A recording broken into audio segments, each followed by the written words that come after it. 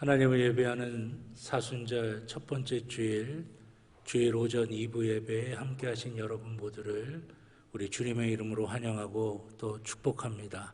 우리 하나님께 예배 드리시기 전에 앞뒤 좌우에 계신 우리 성도님들과 하나님의 은혜와 복 많이 받으시기 바랍니다 하시면서 우리 축복의 인사 먼저 나누시겠습니다. 하나님의 은혜와 복 많이 받으시기 바랍니다. 우리 다 같이 하나님께 우리의 마음을 모으시고 다 자리에서 일어나셔서 임내 찬송 35장 하나님께 찬양 드리겠습니다.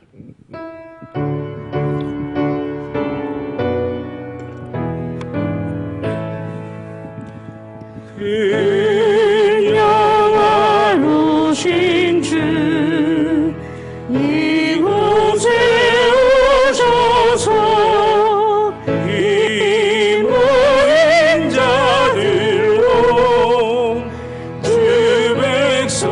삼으사 그 중에 항상 계시고 그 중에 항상 계시고 큰 영광 나타내소서.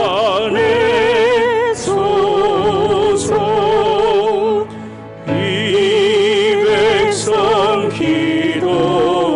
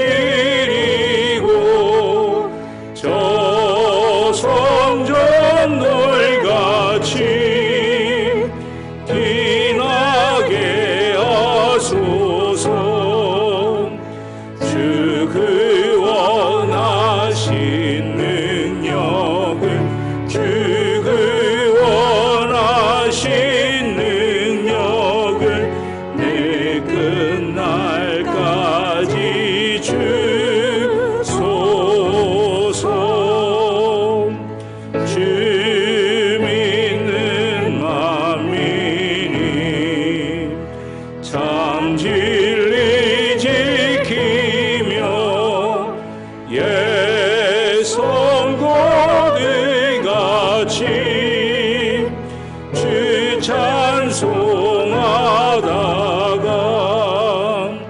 저 천국 보좌 앞에서 저 천국 보좌 앞에서 내 찬송하게 하소서.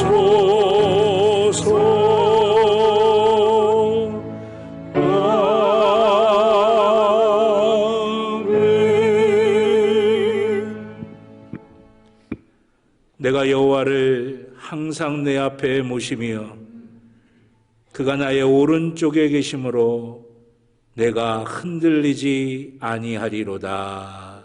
아멘.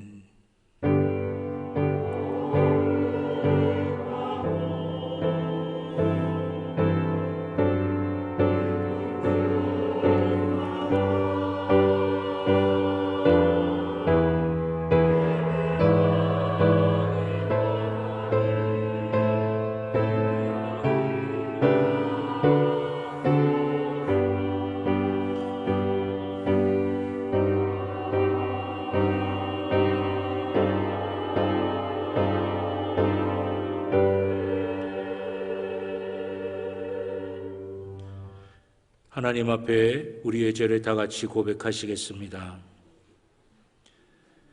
우리의 모든 죄를 사하시기 위해 독생자 예수님을 이 땅에 보내주신 하나님, 우리를 구원하시기 위해 십자가를 지신 예수님을 기억하면서 사순절 첫 번째 주일을 시작합니다. 먼저 우리의 죄를 고백하며 회개합니다. 진리의 말씀에 귀를 기울이지 못하였고 내 뜻만 앞세워 잘못된 길을 고집할 때도 있었습니다. 나의 경솔한 행동과 그릇된 말로 많은 이웃들이 상처를 받고 힘들어했지만 나 혼자 깨닫지 못하였습니다. 하나님의 기대와는 반대로 행동하며 살았던 우리의 모든 죄를 고백하오니 용서하여 주옵소서. 예수 그리스도의 이름으로 기도드립니다. 아멘. 지난 한 주간 우리의 모든 개인적인 죄를 주님 앞에 참회하며 회개의 기도를 드리겠습니다. 아버지 하나님, 용서해 주시옵소서. 지난 한 주 아버지 하나님, 주님 앞에 못했지 내 마음대로 했습니다. 내 마음대로 판단하고 내 마음대로 생각하고 내 마음대로 결정한 적도 있었습니다. 주님 모든 순간 주님의 뜻을 알고 하시고 기도해서 따라주시고 하나님 인정하시고 하나님 원하시는 대로 날마다 걸어갈 수 있도록 아버지 하나님 역사해 주시옵소서. 제 부족함을 착하지 아니하시고 그리스도의 마음을 깨끗하게 씻겨주셔 주고 있습니다. 이 시간 하나님의 은혜를 더해주시고 하나님 역사를 더하시고 주여 만져주시고 인도하여 주시옵소서. 주님 도우시기 믿습니다. 주님. 우리를 용서하시는 하나님의 말씀을 들으시기 바랍니다. 여호와께서 이르시되 내가 내 말대로 사하노라. 아멘. 교동문 124번 사순절 첫 번째 교독하시겠습니다. 교동문 124번 사순절 첫 번째입니다. 내 하나님이여, 내 하나님이여, 어찌 나를 버리셨나이까?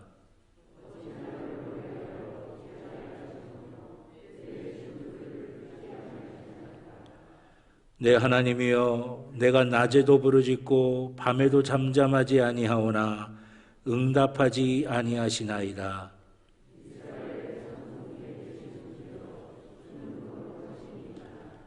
우리 조상들이 주께 의뢰하고 의뢰하였으므로 그들을 건지셨나이다.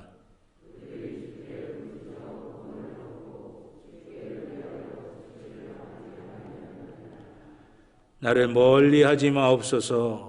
환난이 가까우나 도울 자 없나이다.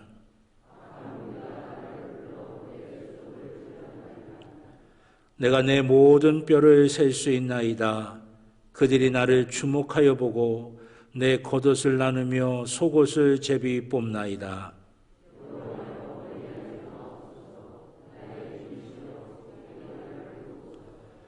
나를 사자의 입에서 구하소서. 주께서 내게 응답하시고 들소의 뿔에서 구원하셨나이다.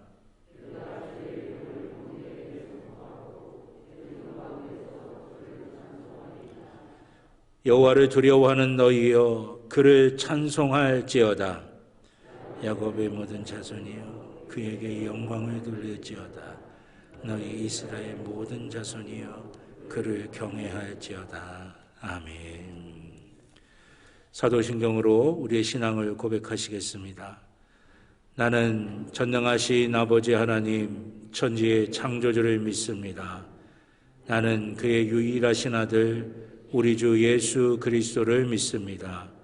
그는 성령으로 잉태되어 동정녀 마리아에게서 나시고 본디오 빌라도에게 고난을 받아 십자가에 못 박혀 죽으시고 장사된 지 사흘 만에 죽은 자 가운데서 다시 살아나셨으며 하늘에 오르시어 전능하신 아버지 하나님 우편에 앉아 계시다가 거기로부터 살아있는 자와 죽은 자를 심판하러 오십니다. 나는 성령을 믿으며 거룩한 공교회와 성도의 교제와 죄를 용서받는 것과 몸의 부활과 영생을 믿습니다.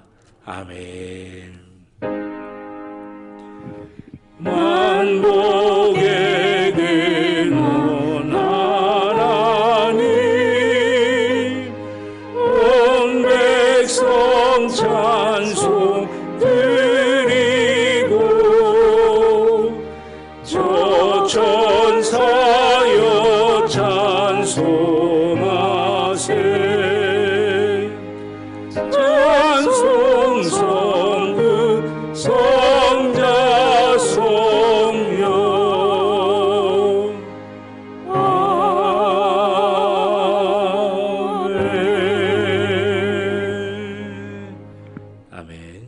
앉아 주시기 바랍니다. 최승식 장로님 기도하시겠습니다.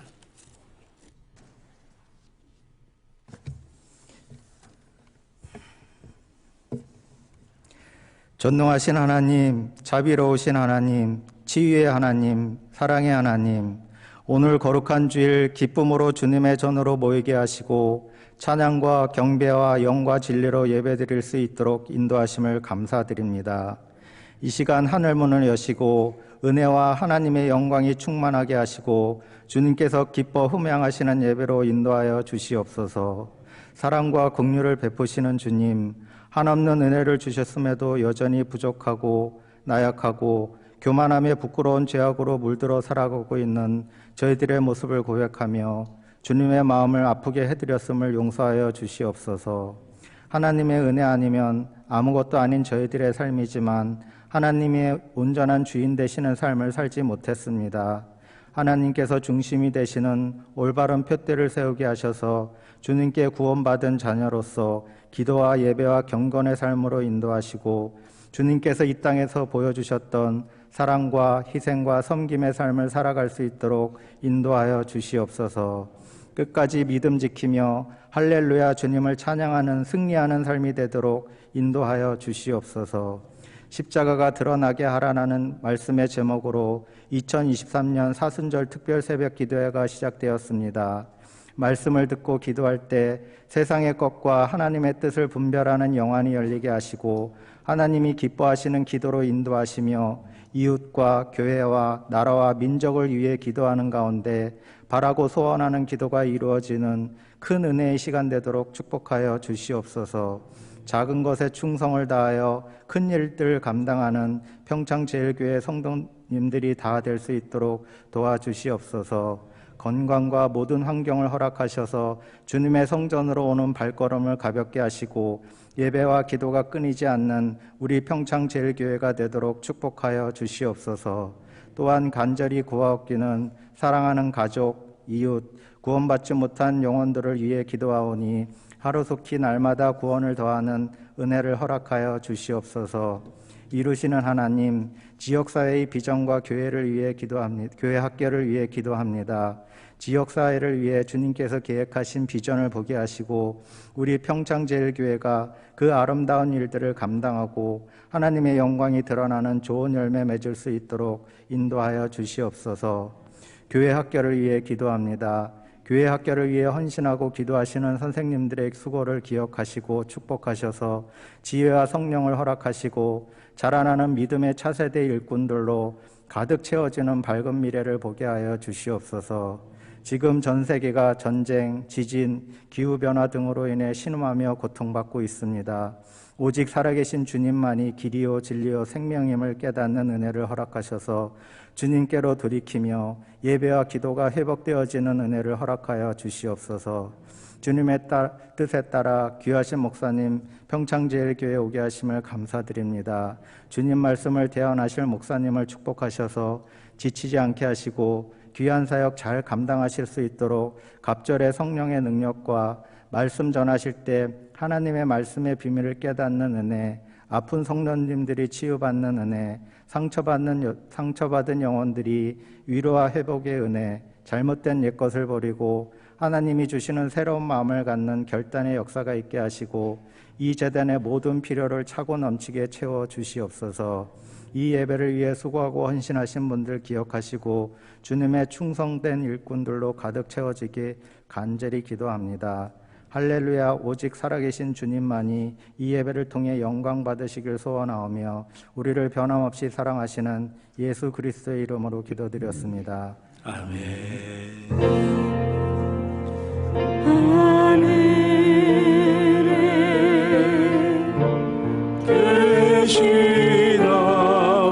계시나오지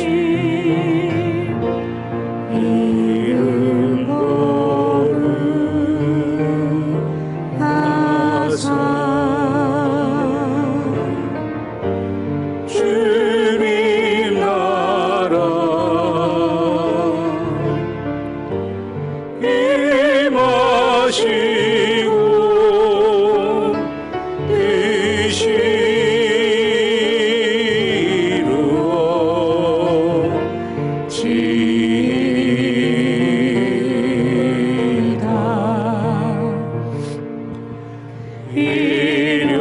일용할 양식 주시고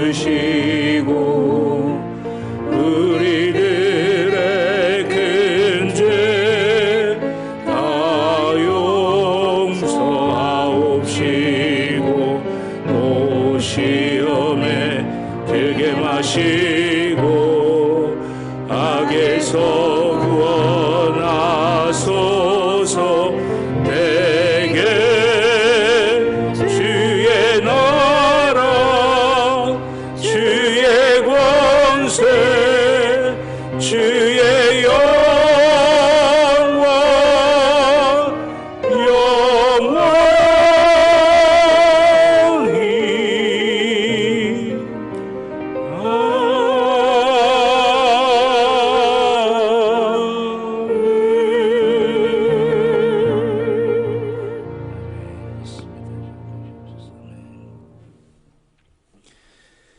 감사합니다. 오늘 우리에게 주신 하나님의 말씀은 구약성경 이사야서 53장 7절로 9절의 말씀입니다. 구약성경 1034쪽입니다. 구약성경 1034쪽 이사야서 53장 7절부터 9절까지의 말씀입니다. 제가 한 절, 여러분들이 한 절 교독하시고 마지막 9절의 말씀은 한 목소리로 함께 봉독하겠습니다.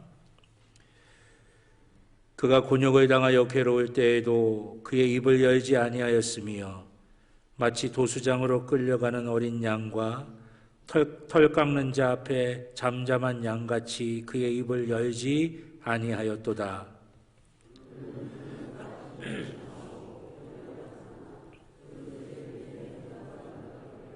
그가 살아있는 자들의 땅에서 끊어짐은 마땅히 형벌받을 내 백성의 허물 때문이라 하였으니. 함께 봅니다.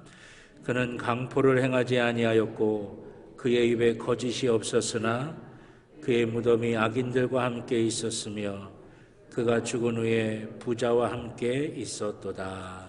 아멘. 할렐루야 찬양대 시편 84편 제목의 찬양으로 하나님께 영광 돌리겠습니다.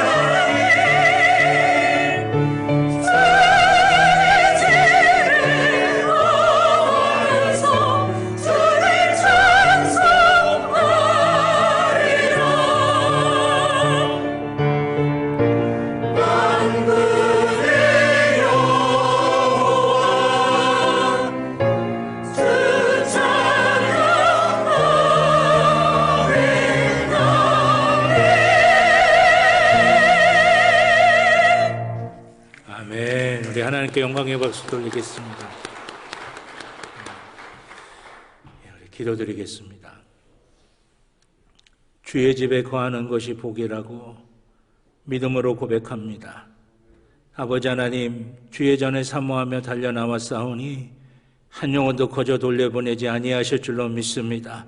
성전 뜰만 밟고 가지 아니하게 하여 주시고 성소 안으로, 지성소 안으로 주님께로 더 가까이 들어가는 우리 평창제일교회 모든 믿음의 식구들이 되도록 인도하여 주시옵소서.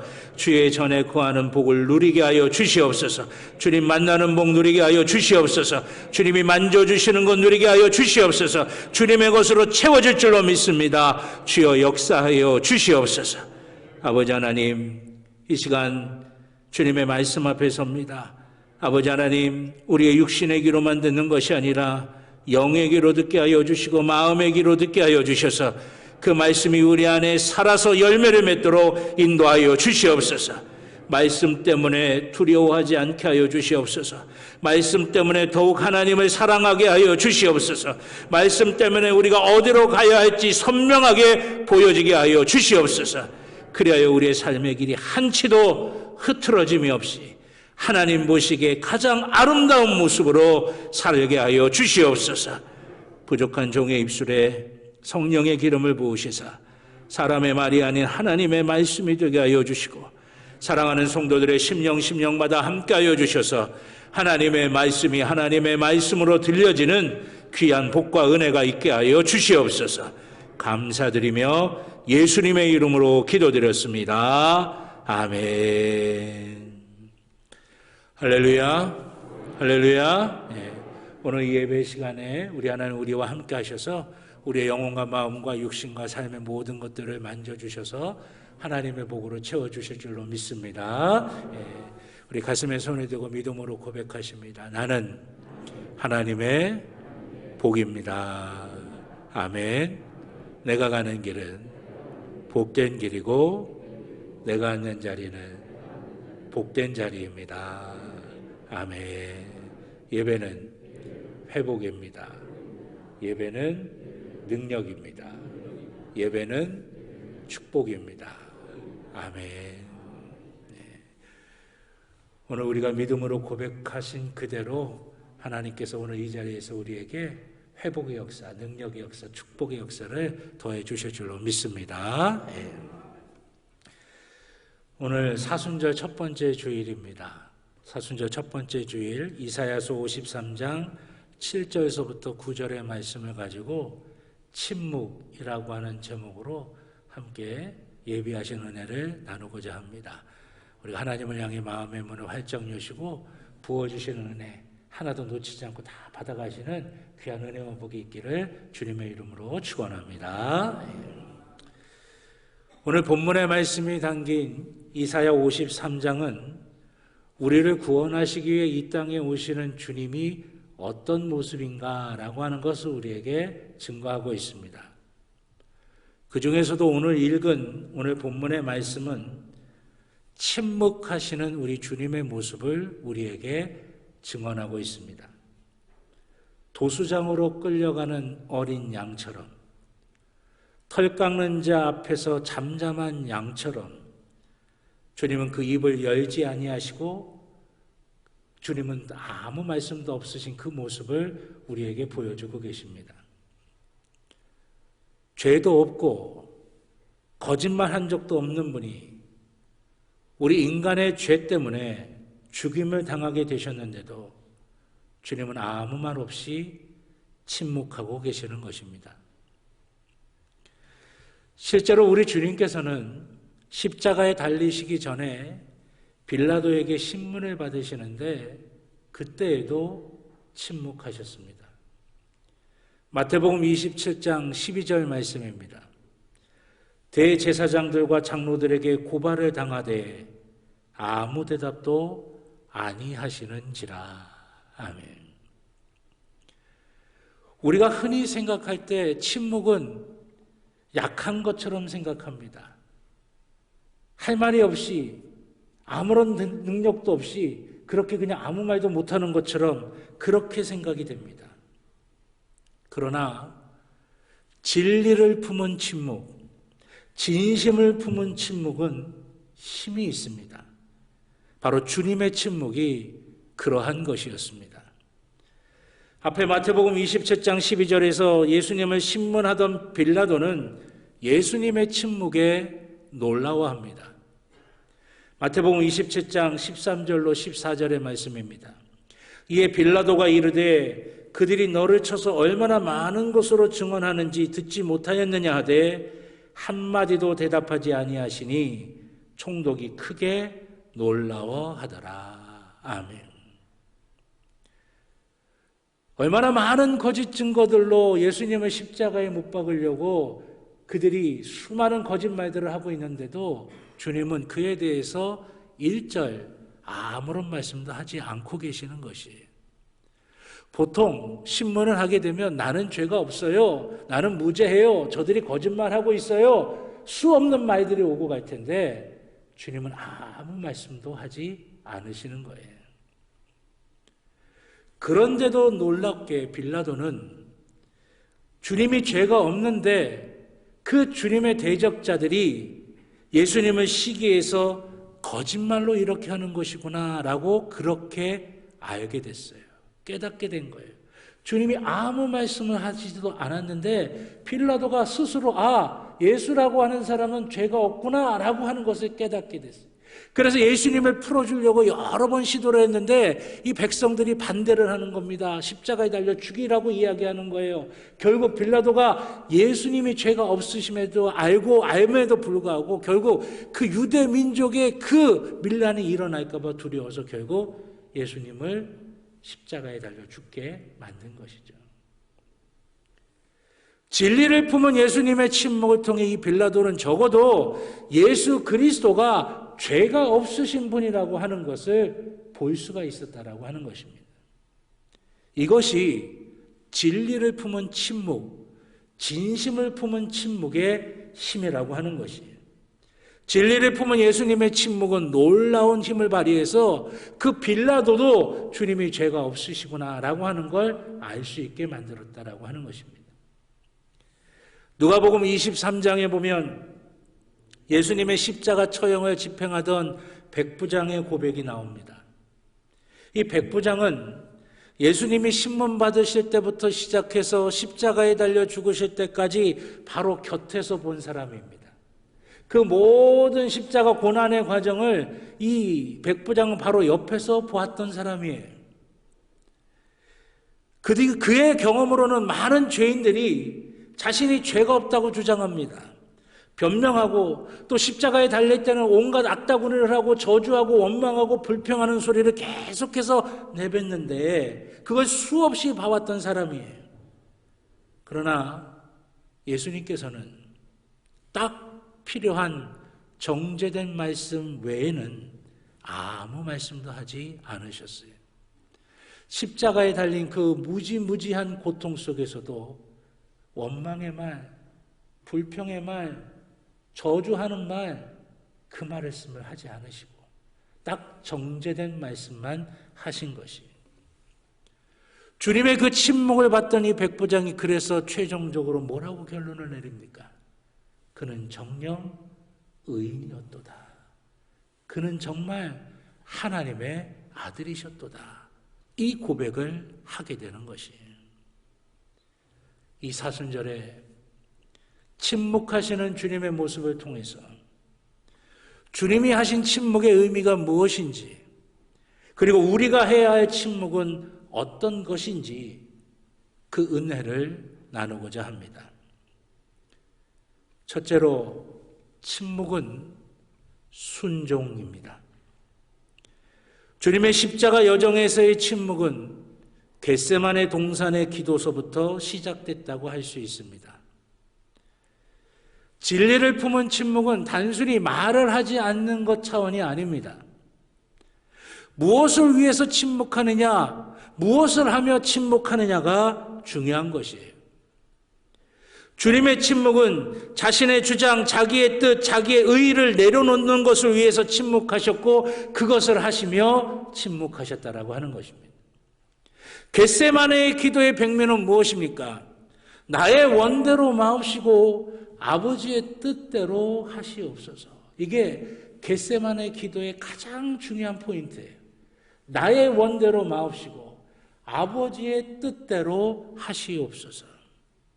이 겟세마네 기도는 자기를 내려놓는 순종의 기도셨던 것이에요. 주님께서 왜 빌라도의 신문 때에 침묵하셨을까요? 하나님의 뜻인 십자가의 길을 피하지 아니하신 것입니다. 그 하나님의 뜻이 십자가라고 하는 것을 알고 난 이후에 그 하나님의 뜻인 십자가의 길로 가는 것에 순종하기 위한 침묵이셨다라고 하는 것입니다. 살려달라고 말할 필요 없죠. 나 죄 없다고 변명할 필요도 없는 거예요. 십자가를 치셔야 우리가 구원받을 수가 있는 것이고 그렇게 우리가 구원받는 것이 하나님의 뜻이었기에 주님은 그 뜻에 철저하게 순종하시고자 침묵하신 것입니다. 많은 사람들이 십자가에서 저주와 원망과 불평의 말들을 쏟아놓는데 왜 주님께서는 가상칠언 외에는 침묵하셨을까요? 십자가에서 인류 구원을 위해 죽는 그 하나님의 뜻에 순종하기 위해서였다라고 하는 것입니다. 창세기 22장에 보면 하나님의 말씀대로 아들 이삭을 번제물로 바치는 아브라함의 모습이 보여집니다.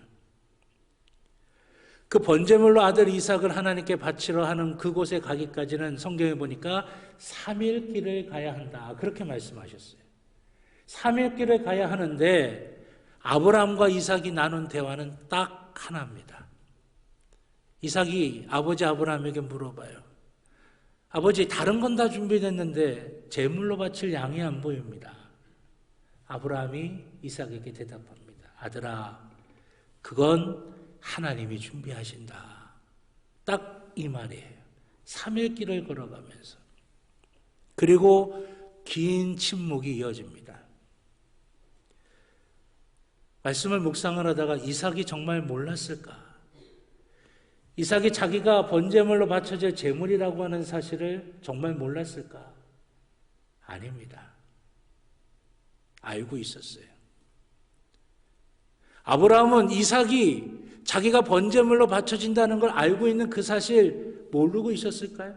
아니에요. 알고 있었어요.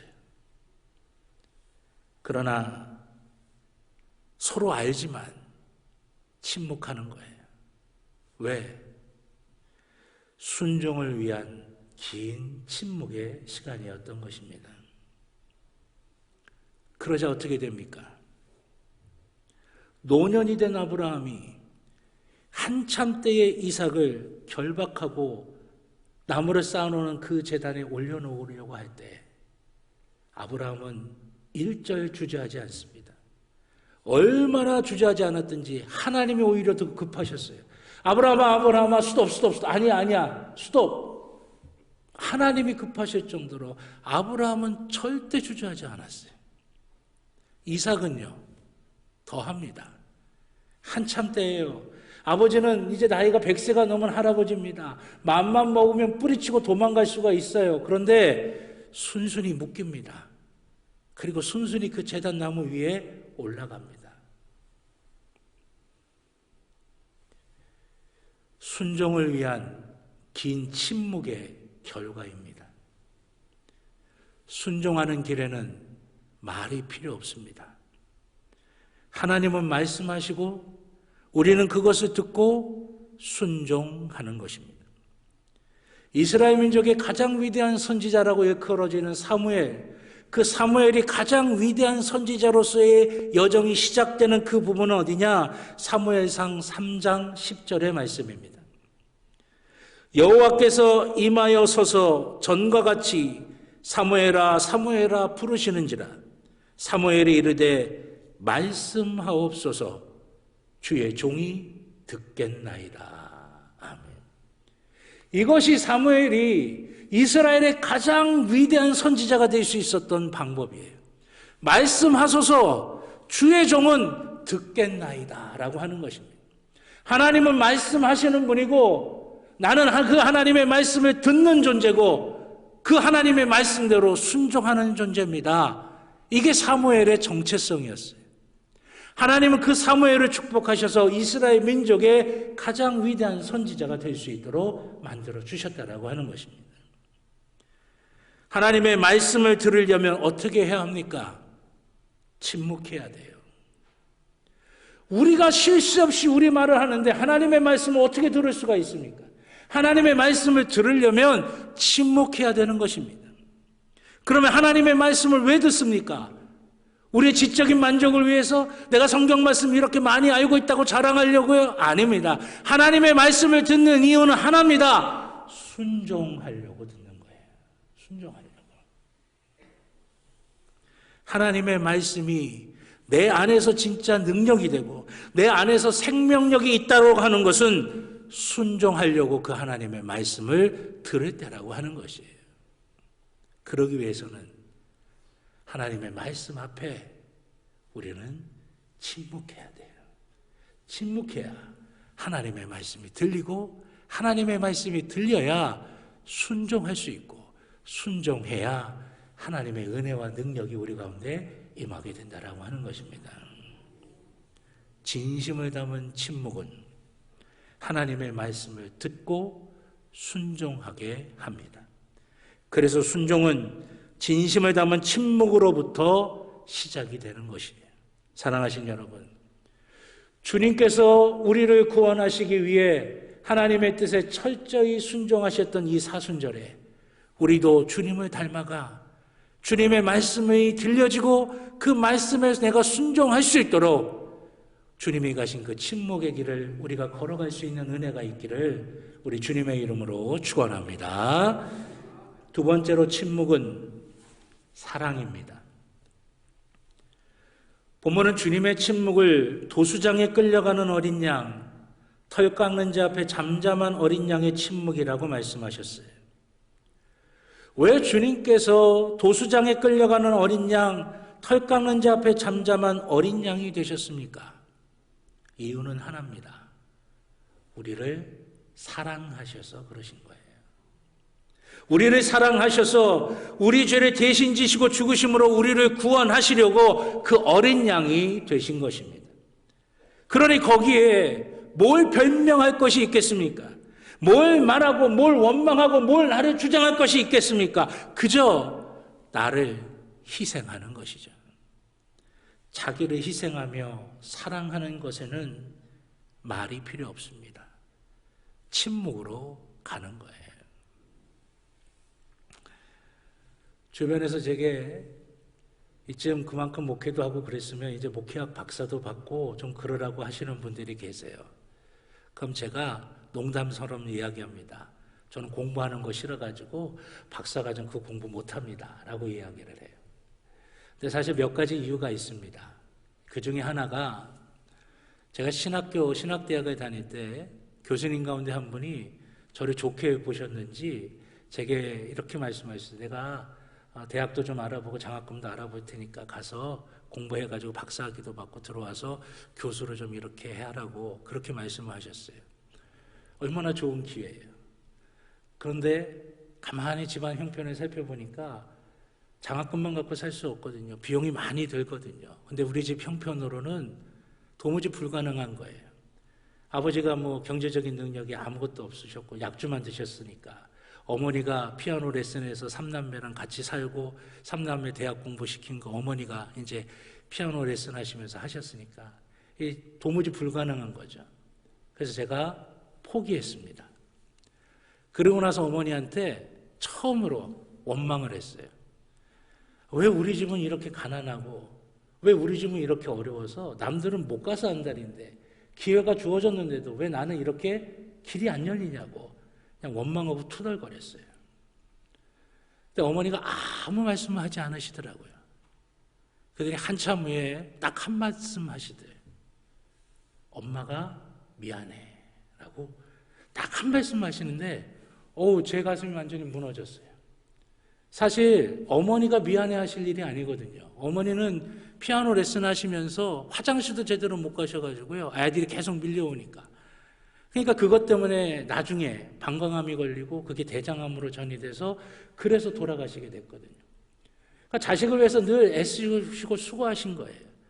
근데 그 어머니가 야 네가 어떻게 나한테 그렇게 이야기할 수 있어? 내가 고생한 건 너 다 알잖아. 어떻게 이렇게 할 수 있어? 라고 말씀하실 수도 있지만 어머니 아무 말씀 안 하셨어요. 그리고 엄마가 미안해 라고 하는 그 말씀을 하시는데 제가 그냥 마음이 확 무너졌어요. 아, 내가 어머니한테 대못을 박았구나. 내가 정말 잘못했구나. 그래갖고 내가 그때 마음의 결정을 했어요. 내가 유학 안 가리라. 목회에만 전념하리라. 내가 목회만 해서 어머니가 원하시는 대로 좋은 목회를 해야 되겠다라고 하는 그 생각으로 그 마음이 결정이 굳어져서 제 스스로에게 제가 페널티를 준 거죠. 야, 내가 이렇게 몹쓸 짓을 했는데 그냥 목회로 정말 열심히 하는 걸로 어머니한테 갚아야겠다. 그 마음으로 그런 생각이 들어서 제가 목회에만 전념하면서 그렇게 목회를 하고 있어요. 그렇게 될 수 있었던 건 뭐냐면 긴 침묵 속에 엄마가 미안해 라고 하는 그 말씀 한마디에 제 마음이 그렇게 결정이 될 수 있는 힘이 됐다라고 하는 것이죠. 여러분, 사랑하는 그 대상이 어려워하고 힘들어하면 그저 미안한 겁니다. 내가 뭐 잘못한 것 같지도 않은데 그냥 미안한 마음이에요. 할 말이 없는 겁니다. 그저 다 내 잘못인 것 같고 미안해지는 것입니다. 그래서 상대를 더 생각하게 되고 상대를 위해 더 희생하게 되는 것이에요. 마태복음 1장에 보면 성령으로 주님을 잉태한 마리아의 이야기가 나옵니다. 제가 한번 그 말씀을 가지고 생각해 본 적이 있어요. 그 마리아와 정혼한 이 요셉의 마음은 어땠을까? 청천벽력이었겠죠. 배신감이 들 수도 있었을 거예요. 어이없는 겁니다. 상실감, 망신, 주변에서 어떻게 볼까, 마음속에 일어나는 분노, 두려움, 여러 가지 것들이 밀려들었을 거예요. 할 말이 많았을 것입니다. 근데 성경은 뭐라고 증언하고 있습니까? 그 요셉이 아무 말도 없이 조용히 가만히 끊고자 하였더라. 그렇게 말씀하고 있어요. 어떻게 그럴 수 있겠습니까? 이 요셉이 마리아를 사랑하고 있었던 거예요. 내가 당하고 있는 아픔과 놀람과 충격보다 지금 마리아가 당하고 있을 그 두려움과 충격과 놀람을 먼저 생각했던 거예요. 그러니 분노와 배신감, 두려움을 표현하지 않고 아무 말도 하지 않는 채 그저 그 마리아가 힘들까 봐 조용히 끊고자 했다라고 하는 것입니다. 고린도전서 13장은 사랑장이라고 불려지는 말씀입니다. 사랑에 대해서 쭉 나와요. 그 사랑에 대해서 본격적으로 설명하시는 내용이 4절서부터 시작이 되는데 그 4절, 사랑에 대해서 가장 첫 번째로 설명하는 것이 뭐냐? 사랑은 오래 참고 라고 하는 거예요. 오래 참고. 오래 참는 게 뭡니까? 침묵하는 거예요. 그냥 말만 하지 않는 것이 아닙니다. 상대방을 먼저 생각하고 상대방을 배려하고 그러니까 내가 하고 싶은 말, 내 생각대로 나오는 말, 내 감정대로 나오는 말, 그 말을 함부로 말하지 않고 침묵하며 기다리는 것입니다. 그 사랑이 놀라운 역사들을 이루게 되는 것이에요. 사랑하시는 여러분, 우리를 사랑하셔서 주님께서 침묵하셨습니다. 그 사랑 때문에 우리가 구원받았어요. 이 사순절에 사랑으로 침묵하신 그 주님을 닮아서 우리도 진정으로 사랑하는 마음으로 상대를 먼저 배려하고 상대를 먼저 생각하면서 내 생각대로 하고 싶은 대로 말이 나오는 게 아니라 침묵하며 그를 먼저 생각하고 그를 먼저 배려할 수 있는 그 은혜와 여유로움이 우리 모두 가운데 있기를 주님의 이름으로 축원합니다. 마지막 세 번째로 침묵은 은혜와 간절함입니다.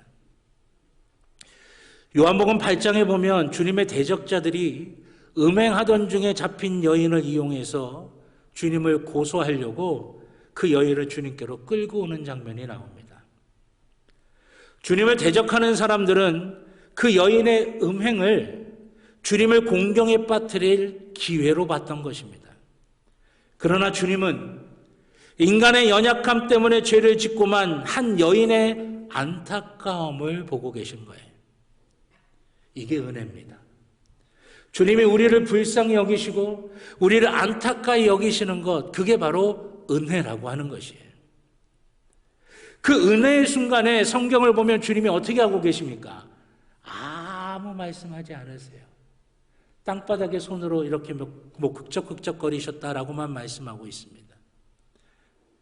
주님의 대적자들이 답답했는지 어떻게 해야 되냐고, 어떻게 할 거냐고 주님을 다그칩니다. 그래도 말씀하지 않으세요.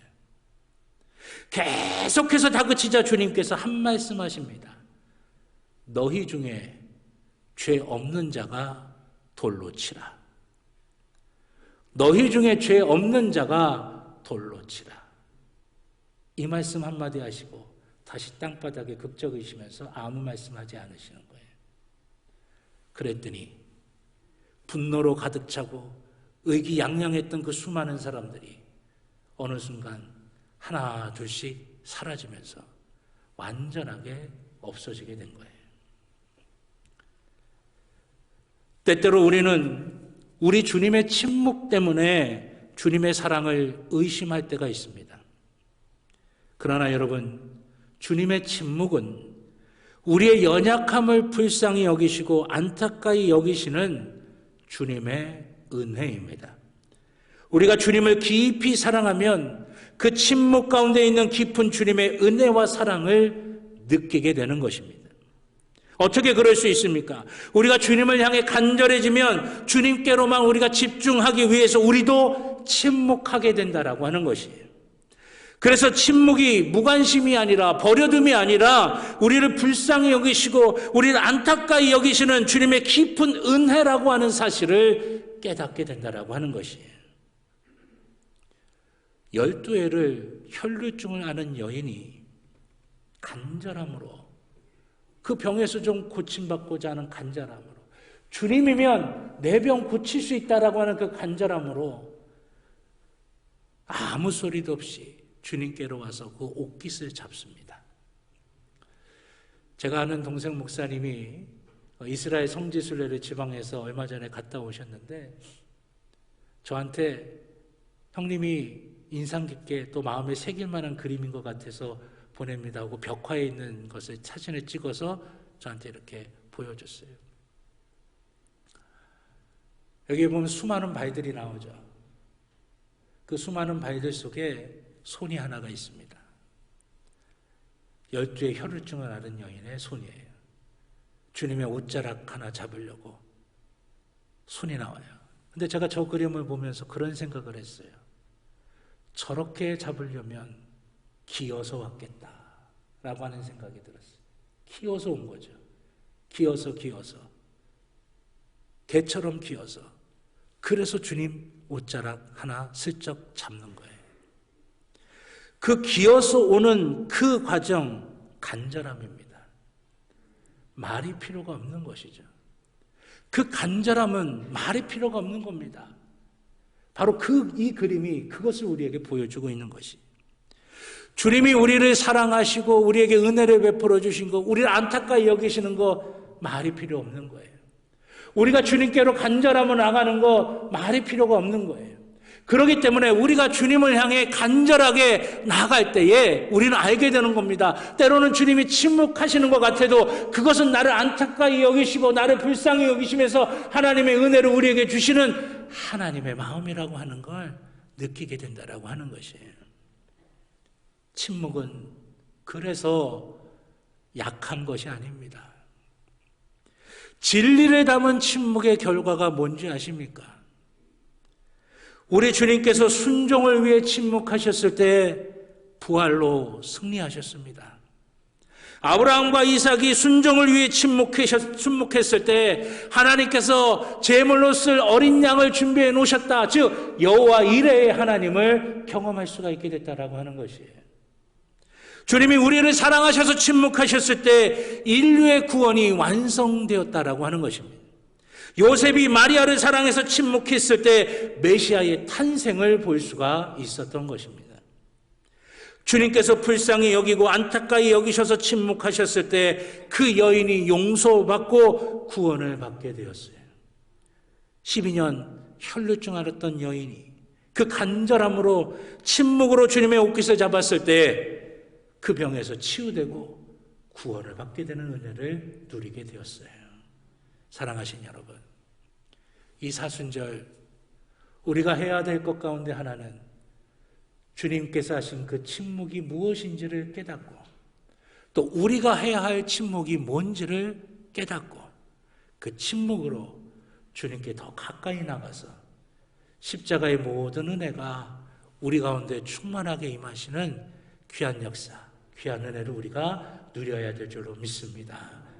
침묵이 우리에게 주시는 은혜, 주님을 닮아가는 침묵이 우리에게 주시는 놀라운 사랑 충만하게 느끼시는 우리 모두가 될 수 있기를 우리 주님의 이름으로 축원합니다. 기도하겠습니다. 아버지 하나님, 주님의 침묵은 순종이었고 주님의 침묵은 사랑이었고 주님의 침묵은 은혜와 간절함이었습니다. 아버지 하나님, 우리 가운데 주님을 닮아가는 이 침묵이 살아있게 하여 주셔서 이 사순절 십자가의 은혜를 더 깊이 느끼고 누릴 수 있게 하여 주시고 부활의 영광을 우리가 누릴 수 있는 귀한 역사가 우리 가운데 있도록 인도하여 주시옵소서. 주의 사랑하는 자녀들이 이 사순절을 그냥 보내지 않게 하여 주시고 아버지 하나님, 주님의 놀라운 은혜와 사랑을 마음껏 느끼고 누릴 수 있는 귀한 은혜가 있게 하여 주시옵소서. 감사드리며 예수님의 이름으로 기도드렸습니다. 아멘. 감사합니다. 우리 찬송가 149장 찬양하시면서 드리신 예물 하나님께 봉헌하겠습니다. 마지막 4절은 다 자리에서 일어나셔서 찬양 드리겠습니다.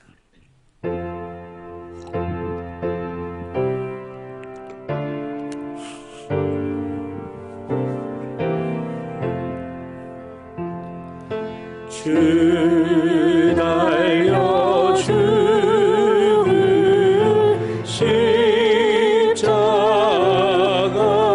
십자가 우리가 생각할 때에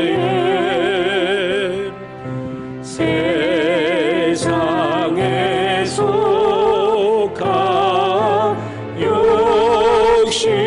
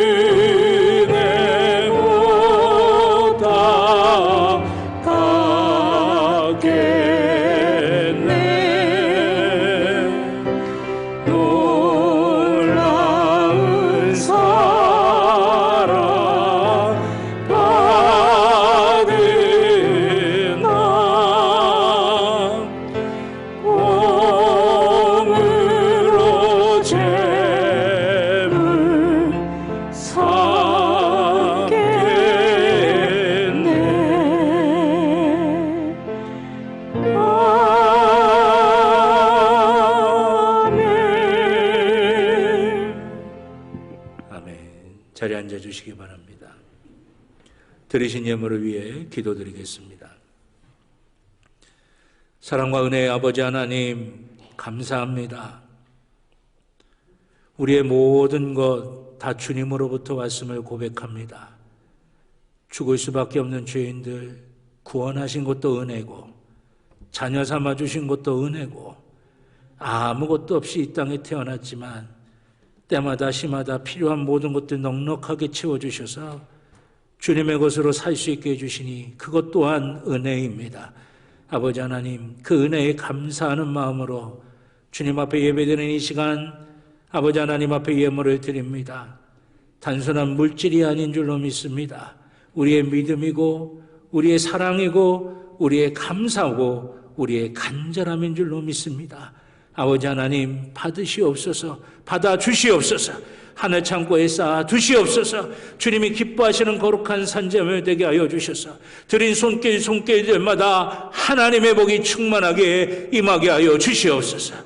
우리의 약함이 강함이 되게 하여 주시고, 우리의 어리석음이 지혜가 되게 하여 주시고, 우리의 부족함이 넉넉함으로 바뀌게 하여 주셔서 이 땅의 삶을 살아가면서 하나님으로 살아갑니다. 은혜로 살아갑니다. 하나님이 주신 것으로 살아갑니다. 날마다 고백하는 주의 자녀들이 되도록 인도하여 주시옵소서. 우리의 필요한 것보다 더 넉넉하게 더 좋은 것으로 복되게 채워주시는 줄로 믿습니다. 매 순간순간마다 느끼고 누리게 하여 주시옵소서. 예물이 쓰여지는 곳 기억하여 주셔서 눈물이 있는 곳에 위로가 되게 하시고, 아픔이 있는 곳에 치유가 되게 하여 주시옵소서. 다툼이 있는 곳에 화해가 되게 하시고, 분열이 있는 곳에 일치가 되게 하여 주시옵소서. 하나님 나라 세워가는데 귀하게 쓰임받게 하여 주시옵소서. 30배, 60배, 100배의 결실이 맺어지게 하여 주시옵소서. 감사드리며 예수님의 이름으로 기도드렸습니다. 아멘. 감사합니다. 교회 소식 몇 가지 말씀드리겠습니다. 주보 교회 소식란을 참조해 주시기를 바라겠습니다. 저희 교회 매주 금요일 오후 9시 이 자리에서 금요 성령 집회가 있습니다. 뜨겁게 기도하시면서 하나님의 은혜로 체험받으실 수 있길 바라겠고요. 오늘 오후 예배는 청장년 선교회 헌신 예배로 드립니다. 또 다음 주 오후 예배는 삼려 선교회 헌신 예배로 드립니다. 기도하시면서 잘 준비하실 수 있기를 바라겠습니다. 또 성경적 가정을 위한 결혼학교, 오늘 이제 마지막 강의가 있습니다. 여러분들이 이 성경적 가정을 위한 결혼학교를 준비하고 있는 예비 부부를 위해서 기도해 주셔서 믿음의 가정으로 또 말씀의 가정으로 잘 세워지도록 여러분들이 함께해 주시길 바라겠습니다. 그리고 우리가 코로나 때부터 매년 성경 일독학교를 하는데 올해 성경 일독학교 첫 번째 과정 40의 신약 통독 훈련이 이제 지난 20일서부터 시작이 되었습니다. 3월 31일까지 진행이 되는데 우리가 말씀 위에 선 신앙이 되도록 그 말씀을 가까이 하실 수 있길 바라겠고요. 또 지난 22일 수요일서부터 사순절 특별 새벽 기도회가 시작이 되었습니다. 새벽 5시 이 자리에서 있습니다. 우리 많은 분들이 나오셔서 기도하시는데 우리가 사순절 기간 기도하심으로 하나님의 은혜를 더 깊이 생각하고 주님의 고난에 동참할 수 있는 우리가 되기를 바라겠습니다. 주제는 십자가가 드러나게 하라라고 하는 주제로 마태복음 21장에서부터 28장을 강해하면서 말씀의 은혜를 나눕니다. 그리고 사순절 특별 새벽 기도의 기간 동안에 드리신 겨자의 예물은 지역의 어려운 분들과 어려운 교회를 위해서 쓰여지겠습니다. 상반기 대신방 2월 27일서부터 3월 24일까지 진행이 됩니다. 속회별로 이제 스케줄이 다 나왔는데요.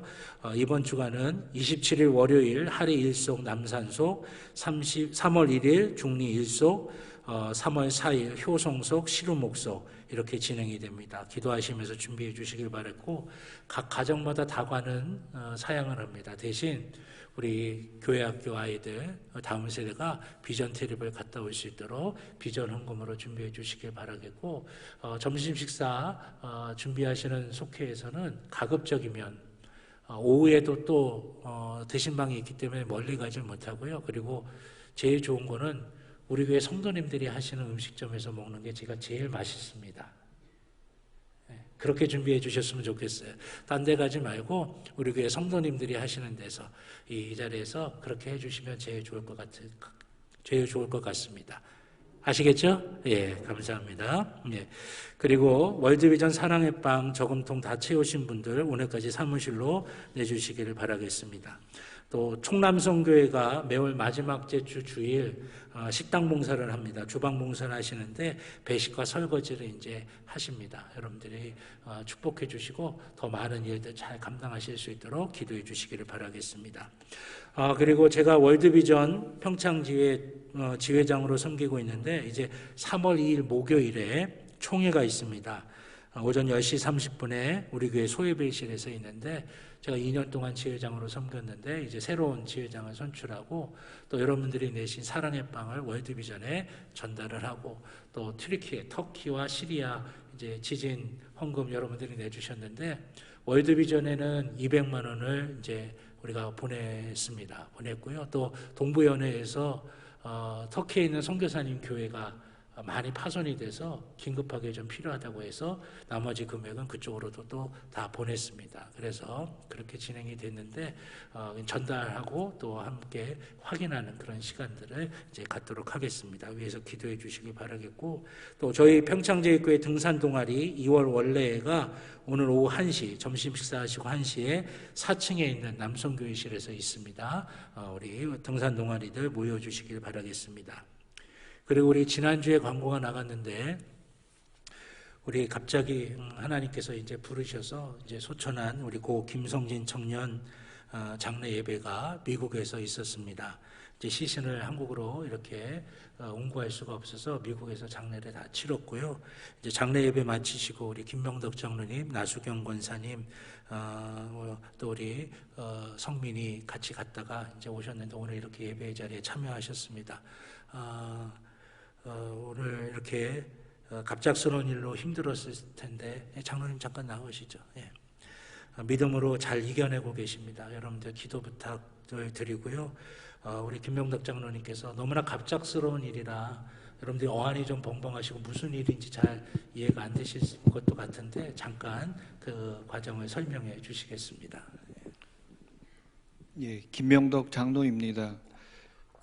지난 2월 11일 날 토요일 날 10시 20분경에 저희 아이가 미국에 유학을 가 있었는데요. 그곳에 계신 목사님께서 우리 큰아들 김성진 군이 잠자다가 갑자기 하나님의 부르심을 받고 하나님 나라에 갔다고 통보를 받았습니다. 그래서 저희가 저희 집사람하고 또 저희 둘째 아들 김성진, 성민이하고 그래서 저희가 부랴부랴 미국으로 출국하게 되었고요.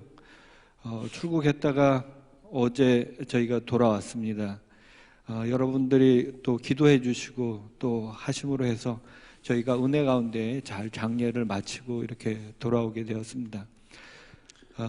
저희 아들 김성진은 저희가 결혼한 지 5년 만에 저희가 기도 응답으로 이렇게 저희에게 하나님께서 주셨어요. 그래서 우리 성진이가 태어날 때부터 하나님께서 너무 많은 기도 응답도 해주시고 그동안 그 아이를 너무도 잘 키워주시고 또 은혜 가운데 잘 자라게 해주셔서 또 유학까지 또 잘 가게 해주시고 그곳은 이제 대학교고 일반인들은 거의 없고 대학생들이 95%고 그다음에 이제 대학원생이 한 5% 정도 되는 그냥 거의 대학교에 있는 교회거든요. 그래서 그곳에서 이제 목사님 말씀을 잘 듣고 또 잘 양육되고 그리고 또 인도자로 목자로 한 10여 명을 이제 섬기는 그런 리더로 이렇게 잘 있다가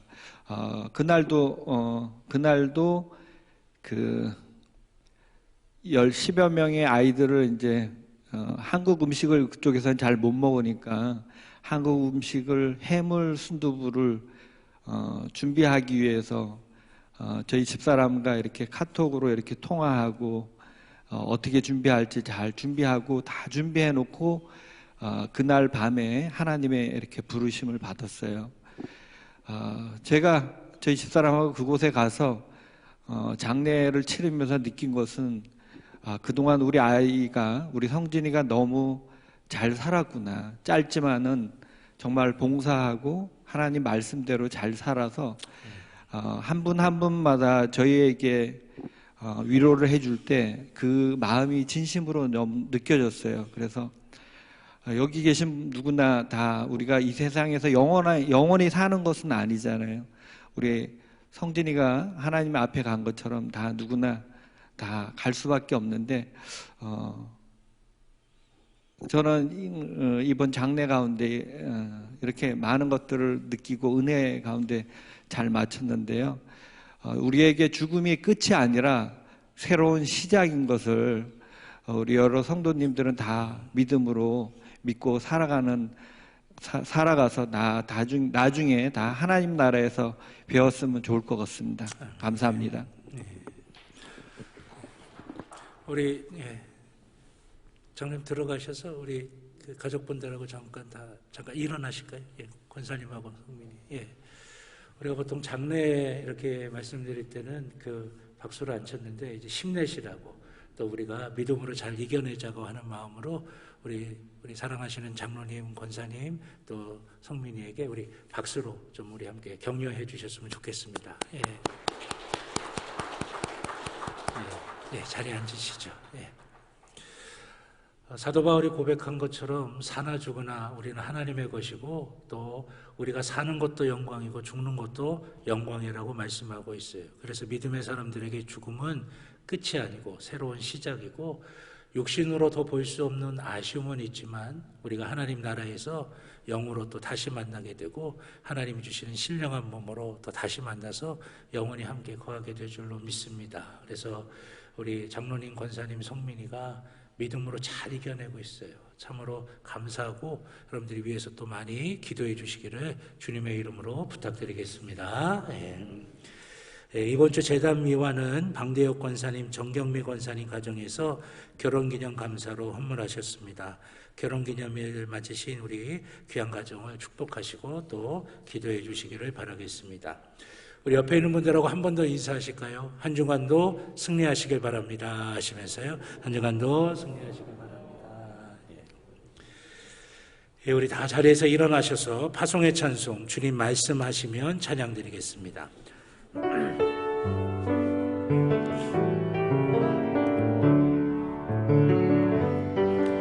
주님 말씀하시면 내가 나가리라. 주님 뜻이 아니면 내가 멈춰서리라. 나의 가고 서는 것 주님 뜻에 있으니 오 주님 나를 이끄소서. 뜻하신 그곳에 나 있기 원합니다. 이끄시는 대로 순종하며 살리니 연약한 내 영혼 통하여 일하소서. 주님 나라와 그 뜻을 위하여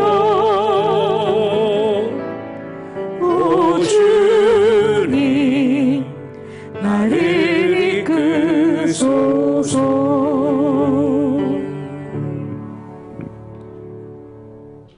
이제는 우리 주 예수 그리스도의 구원의 은혜와 하나님 아버지의 무한하신 사랑하심과 성령님의 감화 감동 인도하여 주시는 귀한 은총이 주의 사랑하는 자녀들의 머리 위에, 그 가정 위에, 그 일터 위에, 살아가는 모든 삶의 길들 위에 이제로부터 영원토록 함께하여 주시옵기를 간절히 축원하옵나이다.